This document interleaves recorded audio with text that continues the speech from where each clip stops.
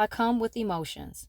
It wasn't until I gave birth to my last child that I allowed myself to explore all of my emotions. I frequently tried to stay in the emotional zones that was most acceptable in social scenes, trying my best not to appear out of control in any way imaginable. The reality is, I came with all of my emotions, every single one that has been dropped into this body. The biggest issue that people in society have with people who are comfortable with expressing themselves with all of their emotions is due to them restricting themselves of their own emotions.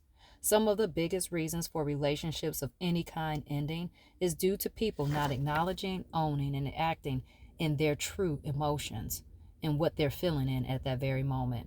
Yes, I know all emotions are not created equal, and some can be outright scary. Yet, us being so tightly wound up, it forces out the wrong emotions at different times. When I started acknowledging and owning all of my emotions is when I became free, free to express myself the best way in that moment.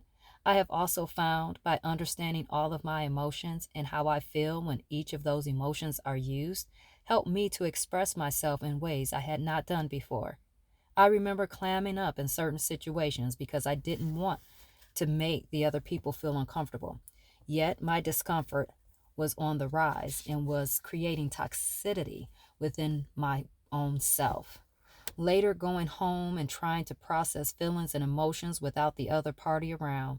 Then trying to answer questions that could not be answered because the person or people I was interacting with was no longer there to provide the answers, thus leaving an emotional gap of frustration and unanswered questions.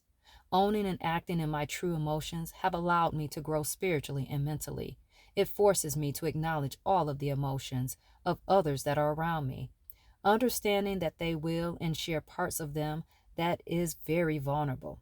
Someone's level of vulnerability, when shared, should not be downgraded or dismissed because you have not gained the emotional intelligence and sensitivity required to support others in expressing all of their emotions. Here's what I do better now that I understand all of my emotions. I don't vomit on people unnecessarily.